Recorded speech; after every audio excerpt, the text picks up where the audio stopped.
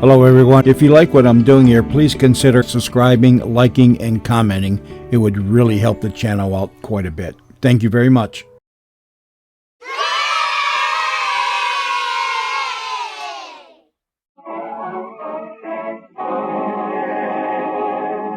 Pabst Blue Ribbon Beer presents Blue Ribbon Town, starring Groucho Marx, with his special guest, Charles Laughton. Come on down to Blue Ribbon Town, where you'll down your daily care. With one of Beverly Hills' leading citizens, Charles Laughton, coming to visit the leading citizen of Blue Ribbon Town, there's a happy time in store tonight. Among the Blue Ribbon greeters are Fay McKenzie, Bill Days, Leo Gorsey, Robert Armbruster and his Blue Ribbon Blenders, yours truly, Ken Niles, and here in his parlor, completely recovered from his automobile accident, which he thinks is now a thing of the past, is our producer of laughter and smasher of lampposts, Groucho Marx.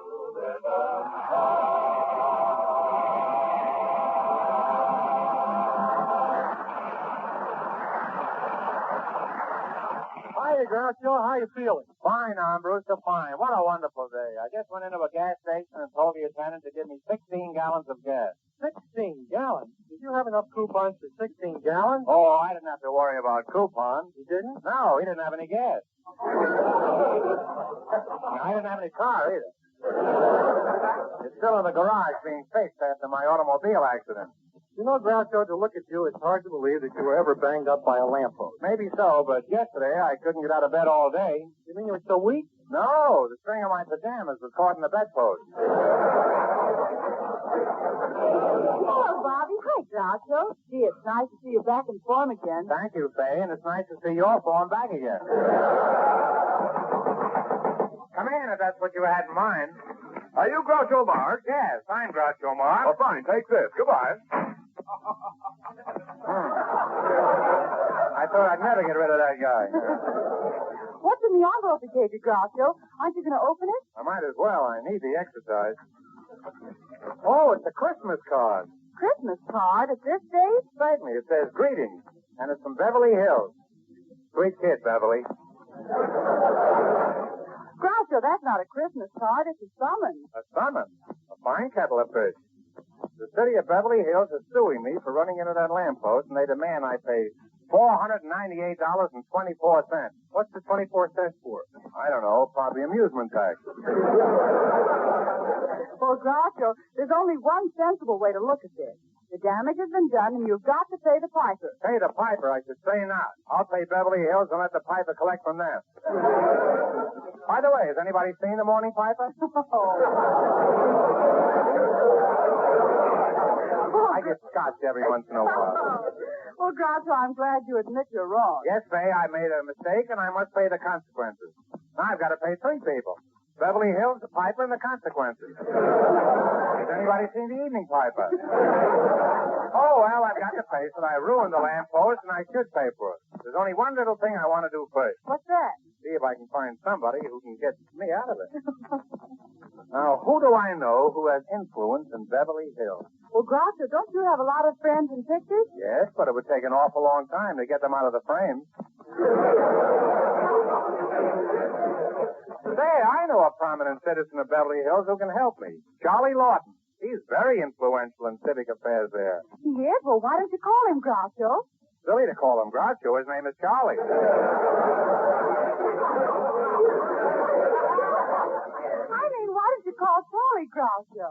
I've nothing to say to Charlie Groucho. But you've given me a great idea. I'll call Charlie Laughton.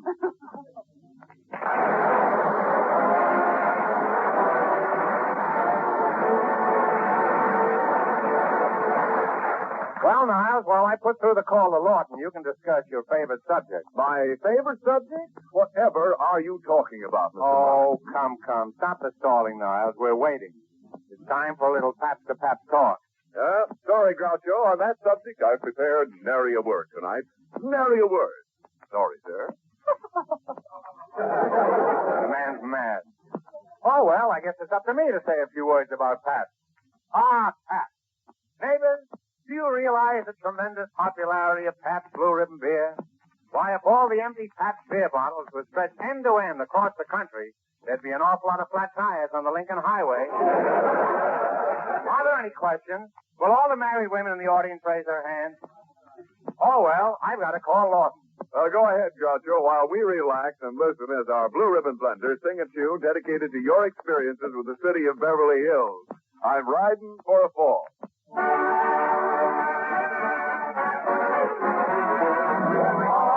I'm riding for a fall. Tootin' up in the church inside for the gal with the big blue eyes. Oh, I'm riding for a fall. Tootin' up in the two-tone shoes for the gal with the baby blue. Oh, yes, I know. She's a dangerous critter, I know. She's a dangerous critter, I know. She's a dangerous critter, I know. But I can't quit her. Oh, yes, I'm for a fall. Tootin' up like I wasn't wise to the gal with the big blue eyes.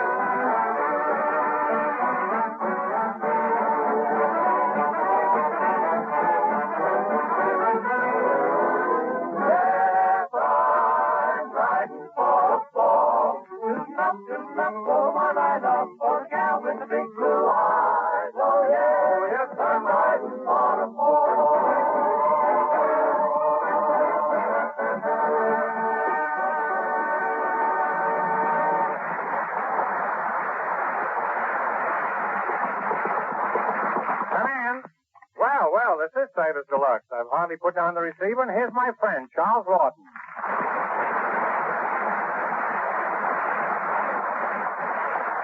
Charlie, how are you, Charlie, old bean? Fine, Groucho, old bean. It's nice to see you again, old bean. It's nice to see you again, old bean. This place is full of old beans, isn't it? Tell me, Groucho, old pal, what is this little scrape you've gotten yourself into, old pal? Oh, it's really nothing, old pal. The city of Beverly Hills is suing me on an absurd charge for a trivial sum of money, old pal. We've got enough old pals in here to eat those old beans. What about this lawsuit? What can I do for you, old chum? Well, old chum, with your influence, I thought you could get them to forget the whole thing, old chum, old pal, old chum. Oh, it's entirely possible, old chum. I say, Groucho, you better tell those old pals to save some of those old beans for those old chums. Anyhow, tell me, Charlie, are you good at, shall we say, adjusting things? I rather think I am.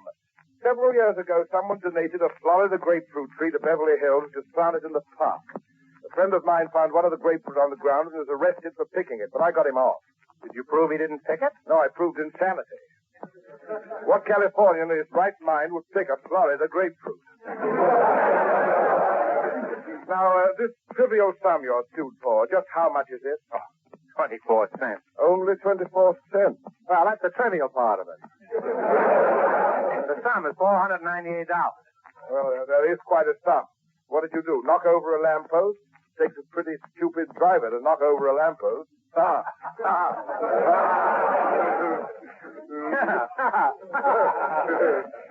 Meet the stupidest driver in Beverly Hills. How do you do? Charlie, it really wasn't my fault. I was driving along the boulevard, and suddenly this lamppost ran over in front of me and struck me. Are you sure you didn't strike the lamppost? Well, that depends on whose side you're on. Hello, Mr. Mark.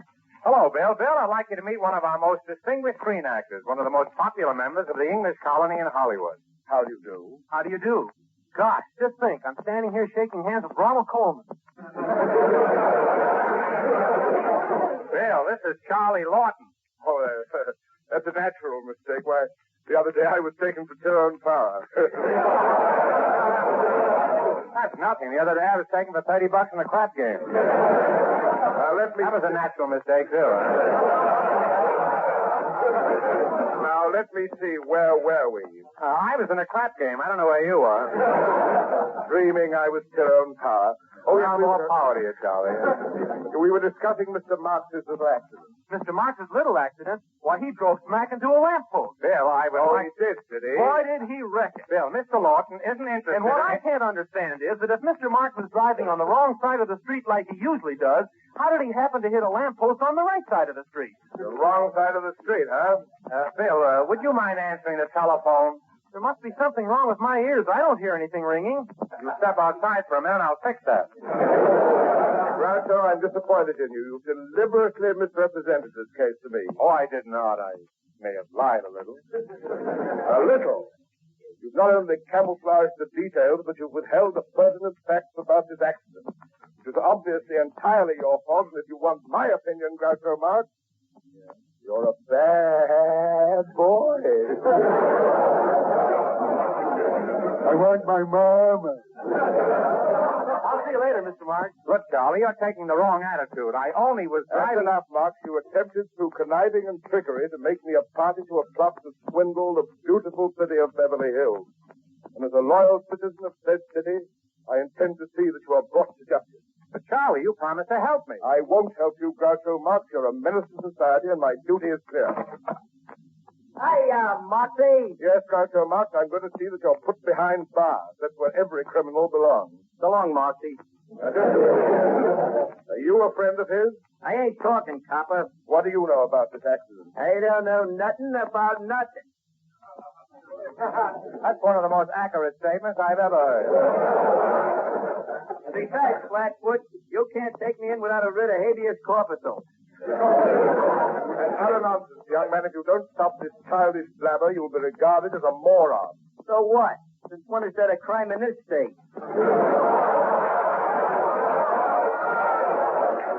Young man, what I'm trying to say is that you appear so completely devoid of normal intellect as to border on stupidity. Isn't that what you say, Groucho? I don't know. What does it mean? It means these nuts. Now, come on, Mark, get your things together. I'm taking you to Beverly Hills. Wait a minute, Marcy. Don't let him take you without a lawyer. I'll get one for you. I'll get my cousin. That's fine. How long will it take you to get him? Well, I don't know. He just started law school yesterday.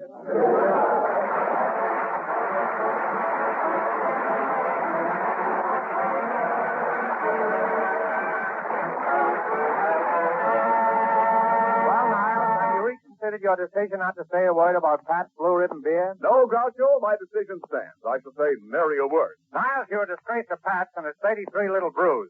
I shall have to ask you to turn in your blue ribbon. Well, oh, no, Mr. Marks, not that. Ask me anything but that. Go, Niles, go. Turn in your bottle opener and go. Very well, I go, but before I go, I'd just like to make one statement. Very well, Niles. Make your statement. Bill Days will now sing Jerome Kern's lovely song, The Way You Look Tonight.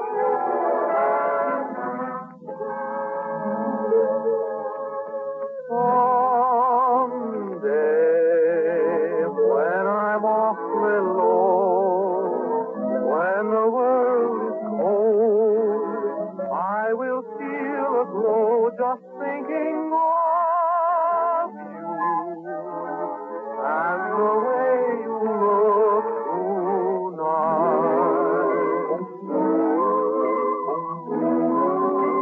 How much you're lovely with your smile so warm and your cheeks so soft. There is nothing for me but to love you just the way you look tonight.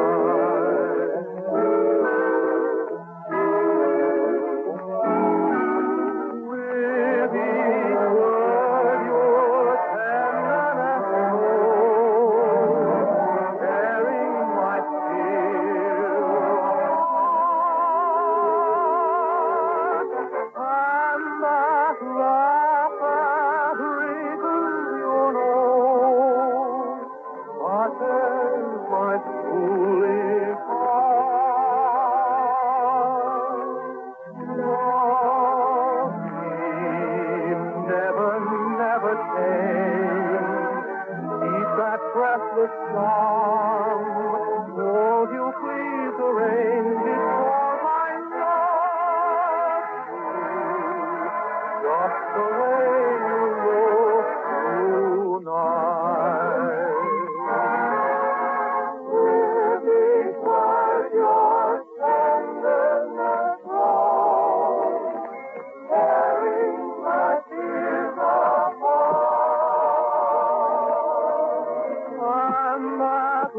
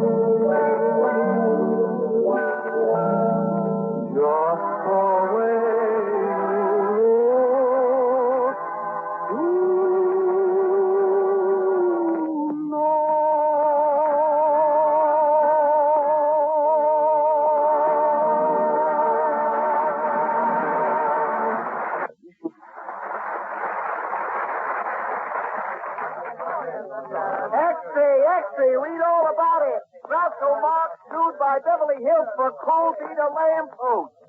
Charles Laughton represents Beverly Hills in court trial. It's not. Hear ye.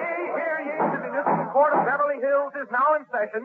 Judge Fenwick Sidesaddle presiding. Order in the court. Good morning, Judge. Did you have a nice 2-week vacation? Yes, Maynard, but I feel so rusty, I think I'll warm up a bit.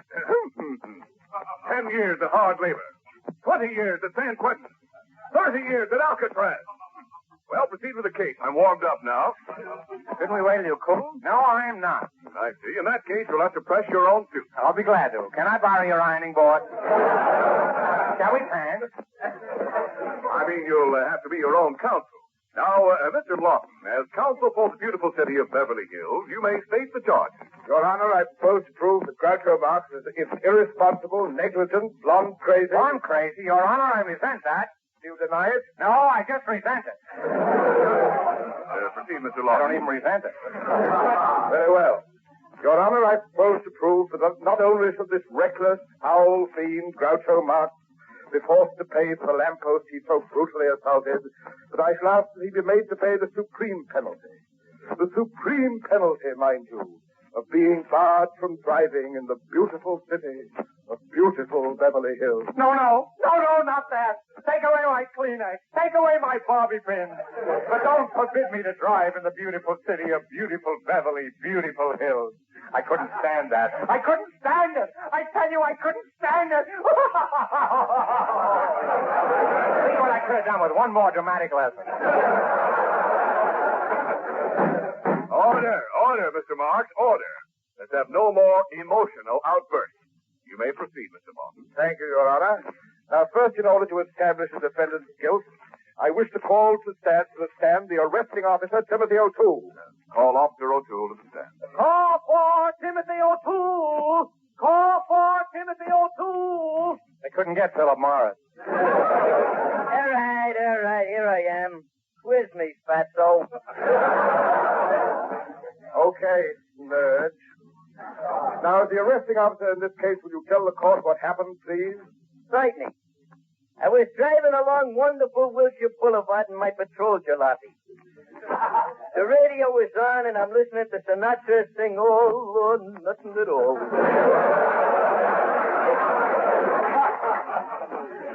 Then I hears a crash, so I keep going. Why didn't you stop when you heard the crash? I figured it was just a couple of dames in the audience swooning at Frankie again. Then in my rear view mirror, I see an awful wreck. Backing up, I find that this here Groucho Marx, armed with a smoking Cadillac, has committed murder on one of the sweetest, truest lampposts of beautiful boulevard ever raised. Then, in your opinion, there is no doubt of Mr. Marx's guilt in this case. In my nimble opinion... Then, in your opinion, there is no doubt of Mr. Marx's guilt in this case. In my nimble opinion, I would say that on the part of Groucho Marx, this accident is a case of absolute recklessness and gross negligee.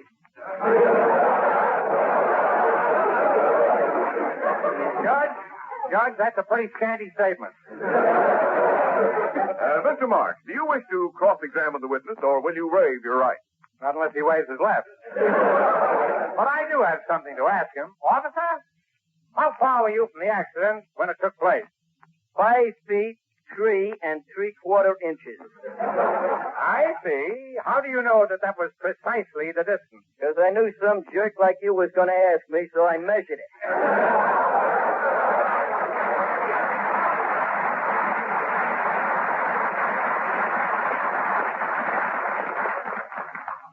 Your witness, Jake. Your Honor, now that we have established the guilt of this jerk, we wish to show the court why the sum of $498.24 is not exorbitant. Due to the metal shortage, we will be unable to replace the lamppost for 3 months, during which time we are forced to hire a man to stand on the corner holding a lamp on his head. Your Honor, I object. State your objection. If I have to pay all that money, I demand that a woman be hired to hold the light. As a matter of fact, I think I can get a woman to do the job for nothing. You can? Certainly, there are at least 10 women who've been carrying the torch for me for years. Your Your Honor, I should like to call my next witness. Caswell Frisket, take the stand. Yeah. What do you want? Frisket, what is your occupation? I've been hired to take the place of a lamppost. I stand in the corner with a lighted bulb on my head. Every night? Yep. From 6 o'clock in the evening until 4 o'clock in the morning, I'm all lit up. Hey, can I go now? Yes, that will be all, Mr. Frisket. For the next time you're in a courtroom, please remove your hat. What, and expose my bulb? So long. Now, proceed, Mr. Laughton. Okay. Very well, Your Honor. I wish to sum up my case. This monster, Groucho Marx, cowering before you, deserves no mercy whatsoever. Here is a man who's sitting behind the wheel of his homicidal Cadillac, sneaked up on a defenseless little lamppost. Sneaked up, mind you, and hit this lamppost while its light was turned. Your Honor, look at this box of broken, twisted metal which before it met the descendants was once a proud and stately lamppost. A lamppost that had everything to live for. A lamppost that had worked its way up from a side street in Pomona. The wonderful Wilshire Boulevard in beautiful Beverly Hills. And here it is, cut down at the very height of its career by this fiend who sits before you. Your Honor, I ask for a verdict of guilty. I rest my letter. Mr. Marks, there is still time for you to change your plea to guilty. In that case, you can plead for clemency. Why should I plead for clemency? Let Clemency get his own lawyer. Please stop wasting the court's time. If you have any defense, plead it. Your Honor, I have been called a monster and a fiend because my car seemingly assaulted this, quote, innocent, unquote, lamppost. However, this is not a case of brutality. This is a case of love. My Cadillac loved that tall, dark, and handsome lamppost. Yes, loved it. Not wisely, but too well. Every day as I drove past, that post would wink its lamp, and my Cadillac would blush and shyly lower a headlight. Yes, my car loved that post, but the lamppost remained cold and aloof, while my car smoldered with unrequited love, its engine sputtering, its carburetor throbbing, eating its gas out. But on the night of the accident, the lamppost smiled at my Cadillac with a new, tender, inviting light. My car rushed forward, out of control, and embraced the lamppost. What a smash! What an accident! What a mess! I rest my Cadillac. It is the court's decision that Groucho Marx pay for the lamppost. But it would be inhuman to deprive him of the privilege of driving in the beautiful city of beautiful Beverly Hills. Court's adjourned. Well, Laughton, at least I won half of my case. No hard feelings, old pal. Of course not, old chum. Well, I guess I'll drive back to Blue Ribbon Town now. See you again, old bean.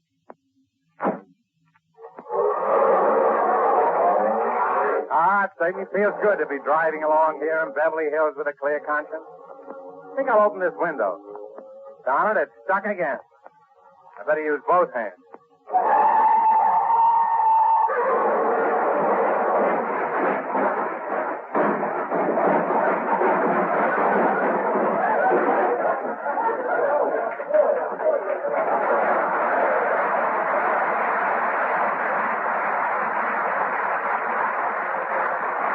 Hey, look at that, will you? Look at that smash up. Yeah, and look who it is. It's Groucho Marx. What? Groucho Marx again? We lose more lampposts that way.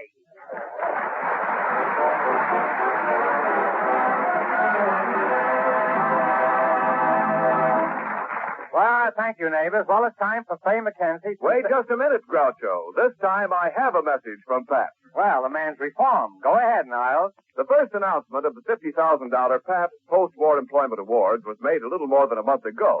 Since then, the awards committee has already received a number of entries for the awards, in addition to many hundreds of inquiries about the competition. Because of the widespread interest in the Pabst Awards, we're going to take just a few moments to answer some of the questions most commonly asked. Here's the first question. Why were the awards established? The awards were established by the Pabst Brewing Company in observance of the 100th anniversary of the founding of its business, in the hope of making a worthwhile contribution to the solution of a great national problem, post-war employment. What are the awards? There is a first award of $25,000, a second award of $10,000, and 15 additional awards of $1,000 each. And all awards are payable in United States war bonds at current purchase prices. What is the basis of judging the entries? The winning awards will be those which, in the opinion of the Board of Judges, offer the best and most constructive plans for post-war employment in the United States. Who are the judges? Dr. Clarence Dykstra, Dr. Wesley C. Mitchell, Mr. Beardsley Rummel, and Mr. A.F. Whitney. Members of the faculty of Columbia University will serve as consultants to the Board of Judges. What practical use will the winning post-war employment plans be put? At the close of the competition, copies of the winning plans will be turned over to responsible officials of the government. In addition, copies will be made available for study by any other agency, public or private, which concerns itself with the problems of post-war employment. In what form should entries be submitted? In the form of a signed written statement of a contestant's post-war employment plan in not to exceed 2,000 words. However, each contestant may furnish additional material in support of his plan. When does the competition close? February 7th, 1944. Where can I get a copy of the rules covering the competition? You can obtain full information about the Pabst Awards, including the official rules by which all contestants are bound, by writing Pabst Post-War Employment Awards, 551 Fifth Avenue, New York. That's Pabst Post-War Employment Awards, 551 Fifth Avenue, New York. And so, returning to Blue Ribbon Town, we hear Faye McKenzie singing, Shoo, Shoo, Baby. Shoo, shoo, shoo, baby. Shoo, shoo, shoo, baby. Bye, bye, bye, baby. Your papa's off to the 7th sea. Don't cry, baby. Oh, don't sigh, baby. Bye, bye, bye, baby. When I come back, we'll live a life of peace. Seems kind of tough now to say goodbye this way. Say goodbye this way. But Papa's gotta be rough now so that he can be sweet to you another day. Bye, bye, bye, baby.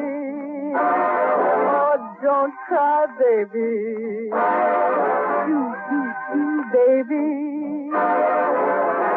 Papa's off to the 7 seas, the 7 seas, the 7 seas. 1, 2, 3.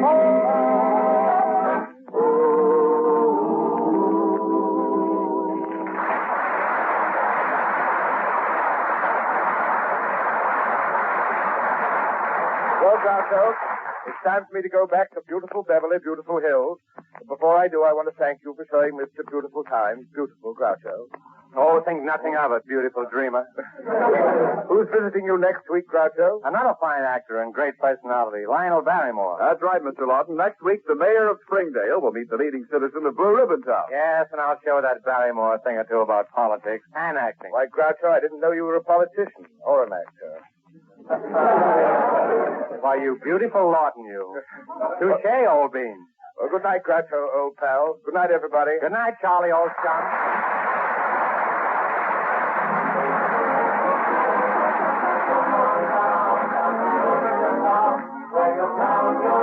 Charles Laughton will soon be seen in Metro Goldwyn Mayer's The Canterville Ghost. This program was directed by Dick Mack and was brought to you by the Pabst Brewing Company of Peoria, Illinois, and Milwaukee, Wisconsin. This is the Columbia Broadcasting System.